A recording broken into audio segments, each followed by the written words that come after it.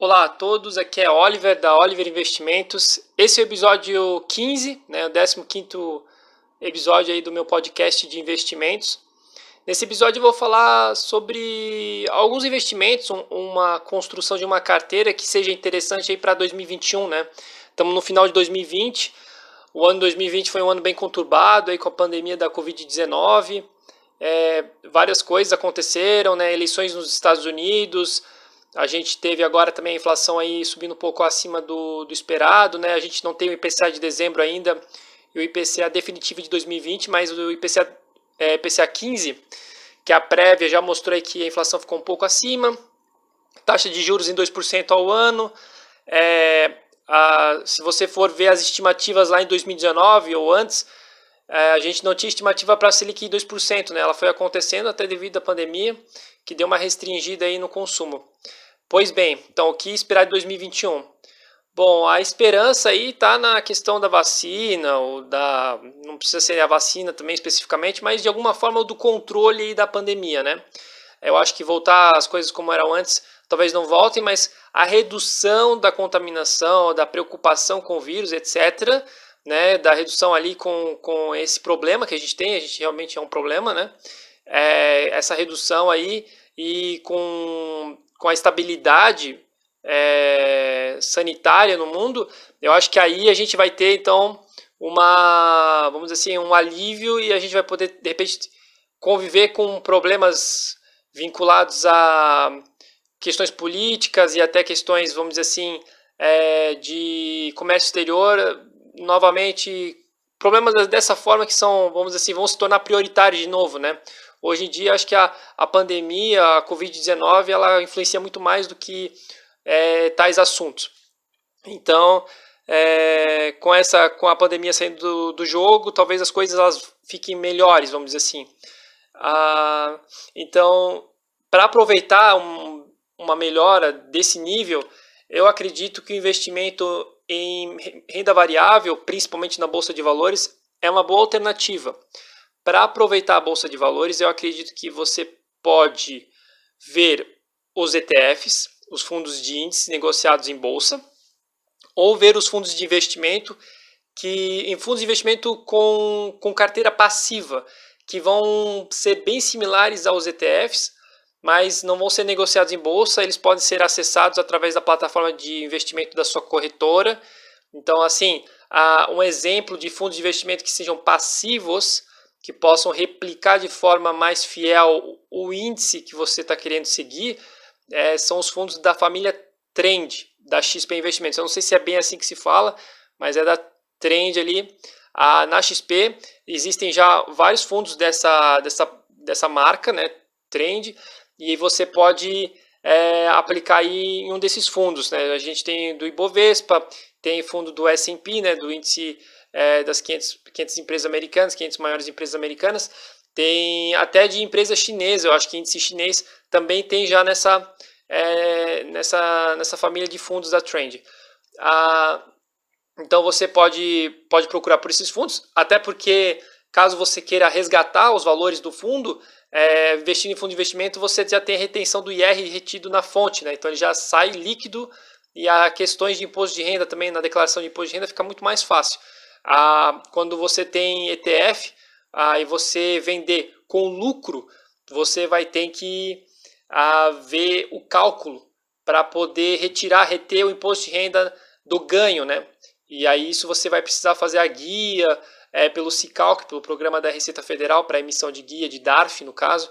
Então você tem que se ater a esses cuidados quando for investir em ETF e for fazer a venda da ETF, né? Investir por si só não gera imposto a pagar, tá? Então é só isso. Então assim, uma carteira aí bem balanceada, eu diria até um pouco conservadora para moderado, né, que vai ter renda variável, eu acho que uns 10%, talvez até no máximo 20%, mas 10% em ETF, em fundo aí indexado ao Ibovespa, pode ser uma boa, tá? Aí de repente colocar também, além do Ibovespa, colocar algum fundo ou uma ETF que segue o índice de pequenas empresas, ali o índice de small caps. Então você tem o ETF SMAL11, que é o índice, que é o ETF que segue as small caps. que um ETF que segue o Ibovespa, eu acho interessante o BOVA11, o BOVA11, né? E para o S&P, eu acho interessante o IVVB11, tá? É um ETF interessante.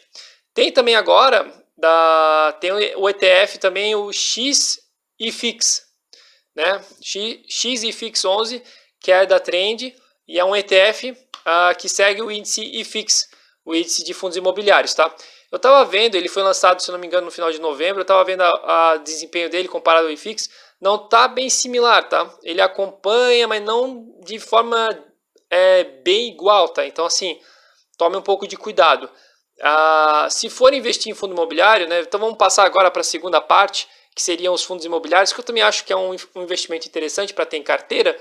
Eu acho bem interessante você ter fundos que investem em CRI, Certificados de Recebíveis Imobiliários, então CRI, um fundo assim que tem uma carteira ampla de CRI, aí pode ser o KNCR11, o KNIP11 também, tem também fundos imobiliários, outros ali, tem, se eu não me engano, tá? Eu posso estar enganado, mas eu acho que o BCRI11 também é interessante. Tentar ver assim, o KNCR11, por exemplo, se você for ver lá o relatório gerencial do fundo, ele investe em muita CRI que é indexada ao DI. Então, assim, não vai ser um fundo que vai te dar muita rentabilidade, tá? Então, pensa bem nisso. É muito CRI indexado ao DI, o que acontece? O DI está 2%. Ele pode te entregar até 200% do DI, que a rentabilidade não vai ser aquelas grandes coisas, tá? Agora, se você pegar um fundo imobiliário que investe CRI indexado ao IPCA, aí dependendo até da taxa pré-fixada junto ao IPCA, ele vai trazer uma remuneração bem interessante. Então, assim, fundos imobiliários que investem em CRI, eu acho interessante, e fundos imobiliários, fundos de fundo, né, que investem em cotas de outros fundos, também acho interessante, tá? E aí, dois fundos que eu gosto é o HFOF11 e o IFIE11. O IFIE11, tá? Que é do Banco Inter. Também acho interessante.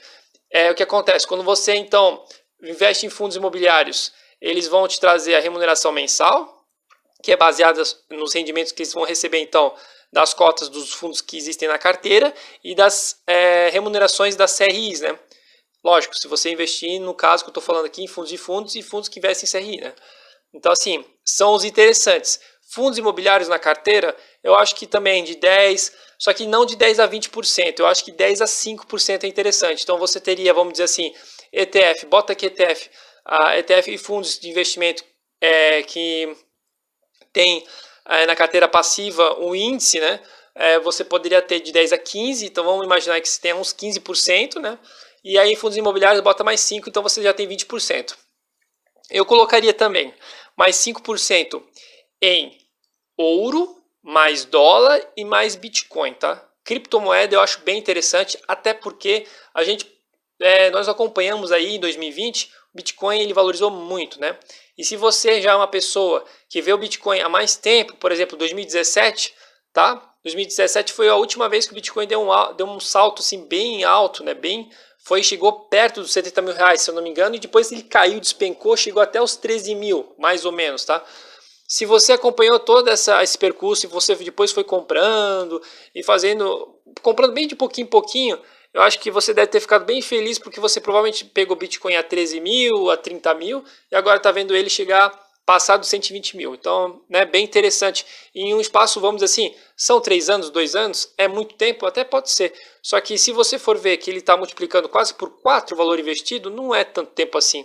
Então, assim, o Bitcoin é um investimento interessante, mas para uma parcela equivalente a 1% do patrimônio. Então, na carteira, eu acho que seria 1% mais ou menos. A porcentagem maior desses 5% que eu estou falando, podiam ficar então em dólar, fundos cambiais, aí, fundo cambial de dólar, a Vitrio também, que é uma outra agora corretora, ela também tem um fundo de investimento que ela investe em 4 moedas diferentes. Se eu não me engano, é o Yuan, é o Iene do Japão, o Euro, né, da União Europeia, a Libra Esterlina da Inglaterra e o Franco Suíço, né, da Suíça. Então essas 4 moedas compõem um fundo lá na Vitrio, acho bem interessante também. E você tem fundos cambiais aí que investem em dólar, como o da Votorantim, que tem na XP Investimentos também disponível lá, tá? E fundo de ouro que segue o ouro ali, segue perto, se eu não me engano, a lista de fundos da Trend também tem um fundo assim, que segue o ouro, e na Vitrio e na Orama também tem fundos de investimento que seguem o ouro. Aí como é que você poderia fazer os 5%?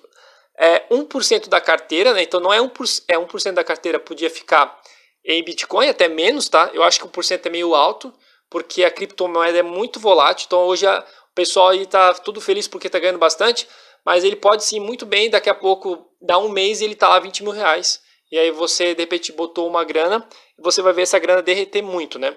Então bota até 0,5%, 0,4%, sabe? Bota bem pouco mesmo em Bitcoin.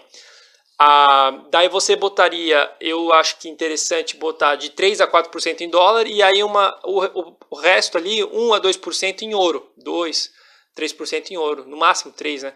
Porque seriam 5% nesses investimentos que eu considero que sejam de proteção, dólar, ouro e Bitcoin, tá? Depois, então se a gente presumir aí que você tem 15 em ETF, fundos de investimento passivos, né? Em renda variável, em índice, você tem 15 mais 5 mais 5, 5 de fundo imobiliário, 5 de proteção, assim, de hedge, você tem 25%. Os outros 25% eu acho interessante, tá? Colocar em Tesouro IPCA, de vencimento bem curto. Hoje tem o Tesouro IPCA 2026, que não faz o pagamento semestral, ele tem um vencimento mais curto, porque você estaria em 2021, no caso, então seria um vencimento de 5 anos. Eu acho que a volatilidade dele vai acontecer, vai ocorrer ao longo de 2021, mas não vai ser tão alta como se você estivesse comprando um Tesouro IPCA para 2045, para 2055, por exemplo. Um Tesouro IPCA desse vencimento muito mais longo, ele vai sofrer uma volatilidade muito elevada.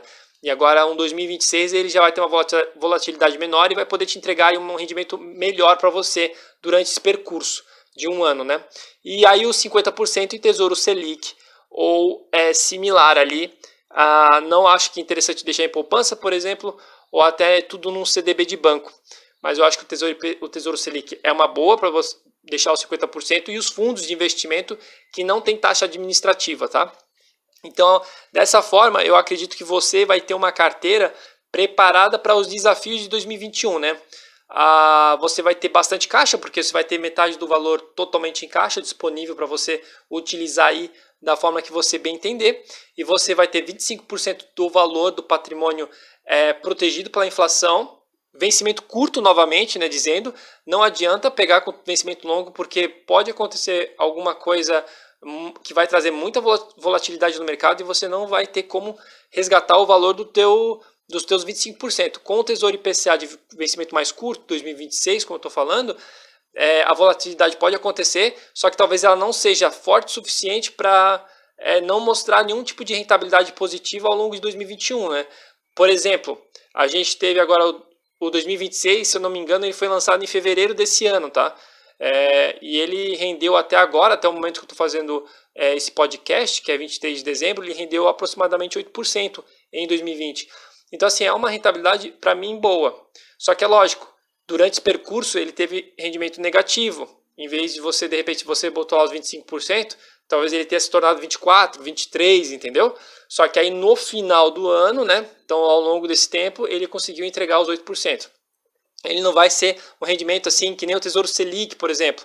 Até é engraçado, né? Mas o Tesouro Selic também em 2020 ele registrou uma rentabilidade também bem volátil devido à alta da taxa, porque o Tesouro Selic também tem uma taxa pré-fixada e houve uma alta nessa taxa devido ao rolamento da dívida do Brasil, né? Boa parte da dívida do Brasil, ou uma parte considerável dessa dívida, ela é rolada em prazo de curtíssimo prazo. E aí os investidores, o mercado financeiro acabou, vamos dizer assim, solicitando uma taxa maior para poder rolar essa dívida para o governo. Então, é lógico que quando isso acontece, influencia também as taxas negociadas nas letras do Tesouro Direto para a pessoa física como nós. Então, assim, agora, pelo que eu estou acompanhando, essa taxa está mais estável, né?